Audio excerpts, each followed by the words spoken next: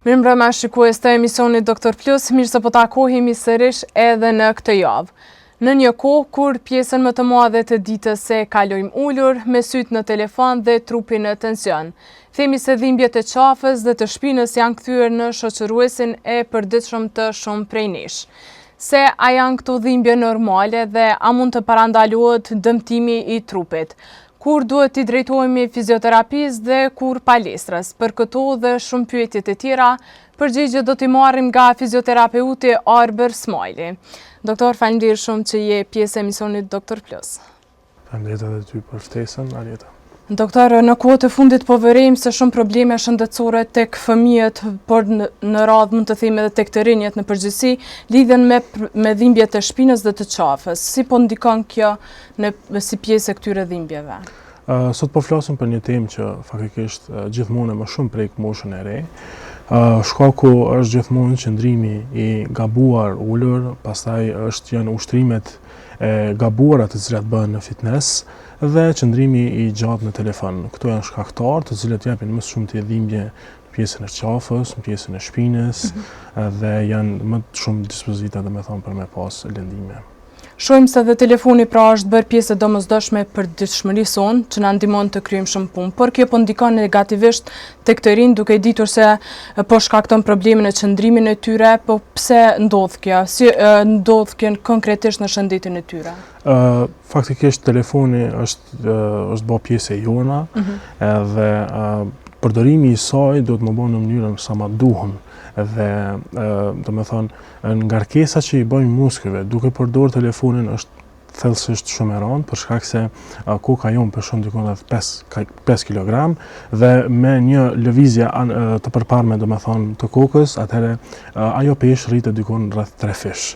Dhe kjo ngarkon shumë pjesën e muskulaturës, sidomos pjesës së qafës, pjesën e sipërme të trapezave, muskulin sternocleidomastoideus, levator scapulae dhe jep një dhimbje që faktikisht është ndoshta edhe e padurueshme. Kjo është shkaktar telefoni, të cilën gjithmonë pozicionimi i përdorimit të telefonit duhet të jetë në formë të drejtë dhe kjo mangëson ato problemet që mund të mi pas një i ri me gjatë përdorimit të telefonit. Por kur dhimbjet e qafës janë më alarmante, pra dhe gjithashtu kërkoj një trajtim profesional, si duhet ja bëjmë?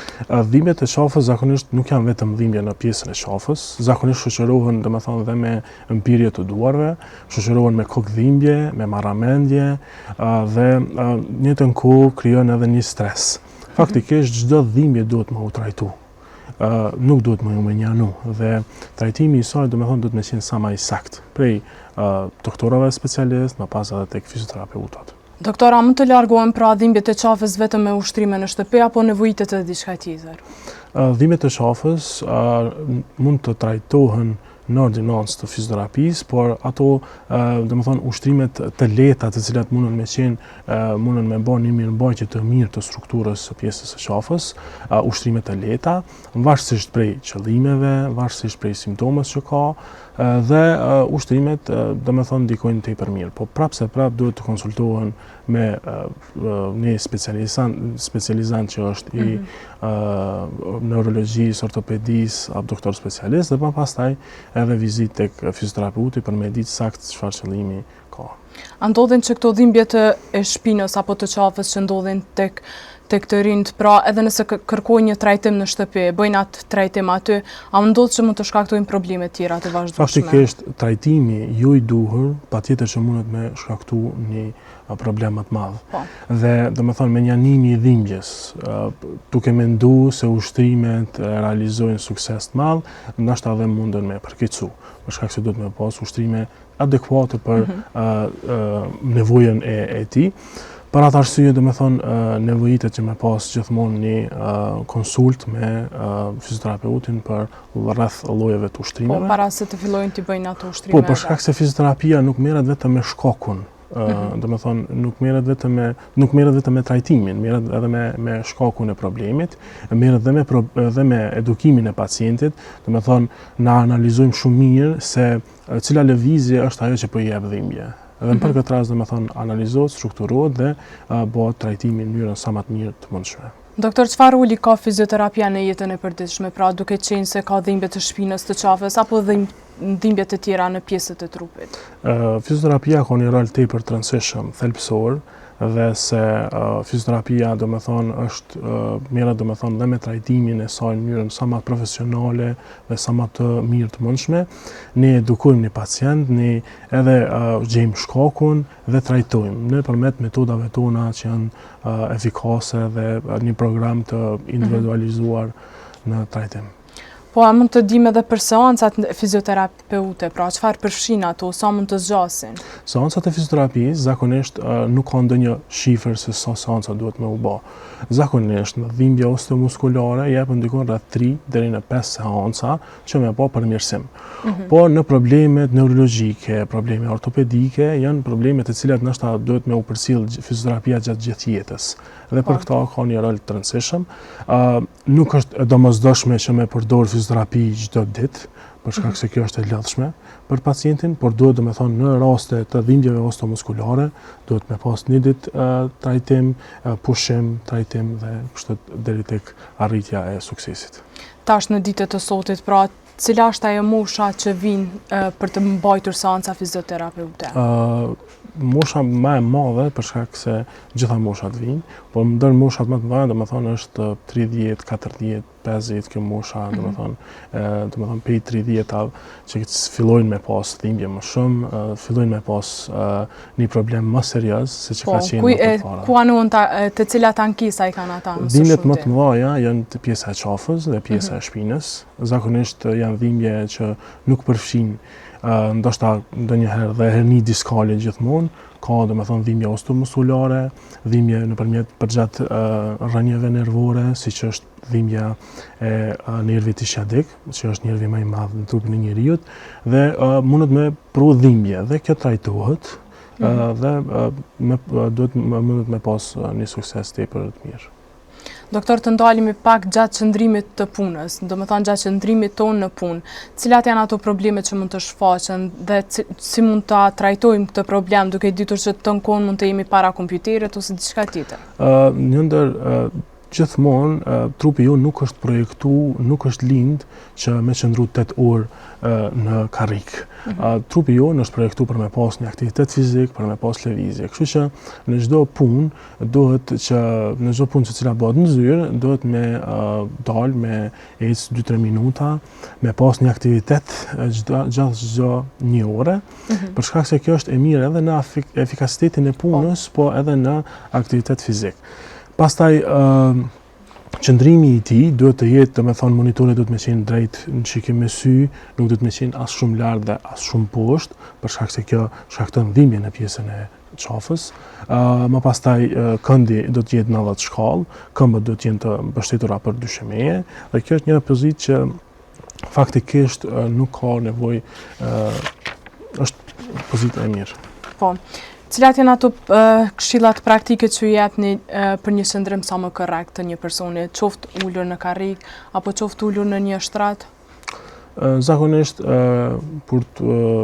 gjatë uljes në shtrat, për shembull, gjithmonë duhet me pas parasysh që me vendos një jashtëk në mes të shpinës apo në mes të këmbëve, kur është, flen në anash, pjesën, dhe për këtë arsye për shkak të lirimit të dhimbjeve në pjesës së shpinës apo me pas një gjëm sa më të rehatshëm. Ndërsa në karrik patjetër që duhet me qenë ai këndi në 10 shkallë dhe ndihmon. Po, a ndikon kjo në shtyllën kurrizore, duke ditë që qëndrimi gjatë ulur shkakton edhe probleme? Absolutisht që shkakton, ndoshta dhimbja është si sinjal, por pastaj kur fillon me pas probleme më serioze, normal që krijon edhe trajtimi është më afatgjatë, edhe trajtimi merr më shumë kohë, ndoshta trajtimi nuk ka sukses për shkak që dhimbja gjithmonë është bë kronike dhe ka lënë në një operim apo ka lënë në një fazën ku i hipen barnat dhe normal që krijon një problem. Cilat janë ato shenjat e para kur një njeri mund të gjejë sinjalet e veta pra për të vizituar një fizioterapeut? Një fizioterapist duhet më vizitu jo veç për dhimbje. patjetër duhet mu vizitu edhe për performancën që mundet me pas gjatë lojrave sportive, por edhe për dhimbje. Në momentin që është faqet një dhimbje, atëherë rregullisht duhet me u trajtu edhe duhet me pa problemin. Doktor, si ndikon stresin e tensionin e qafës? Patjetër që ndikon. Fizioterapia ka gjitha teknikat e saj të cilat ndikojnë sidomos në stresin psiqik dhe mendor.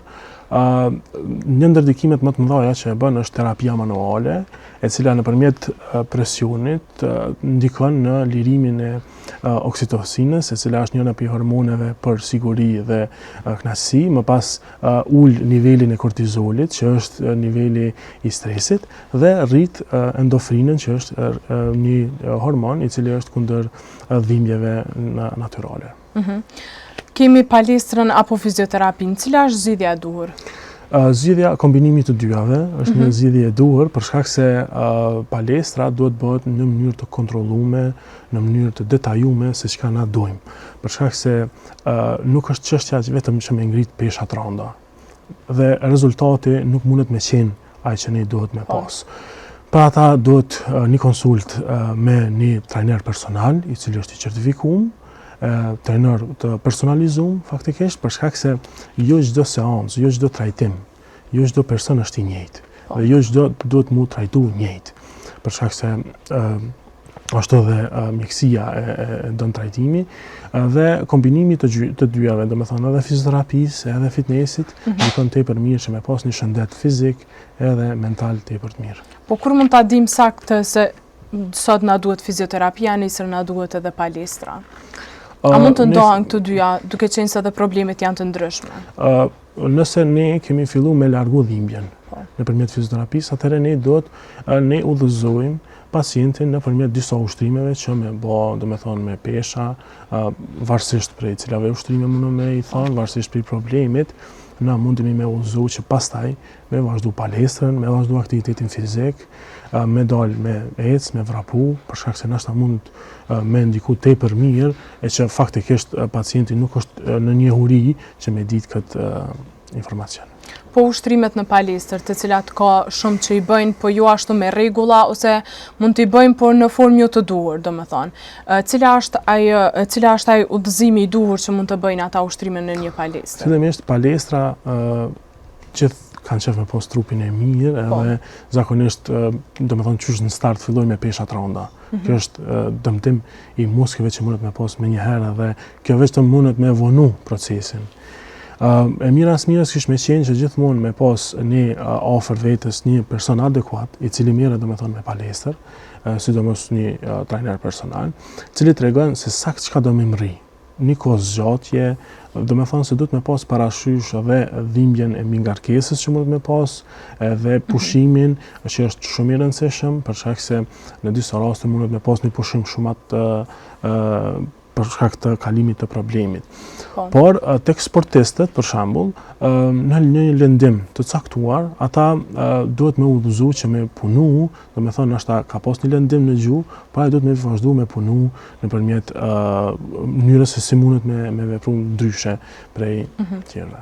Të ndalemi tek rreziku pra që mund të ketë në vetë diagnostikim, stërvitja pra pa vlerësim profesional, si mund të ndikojë ata persona që shkojnë vetëm për të humbur peshë ose diçka tjetër?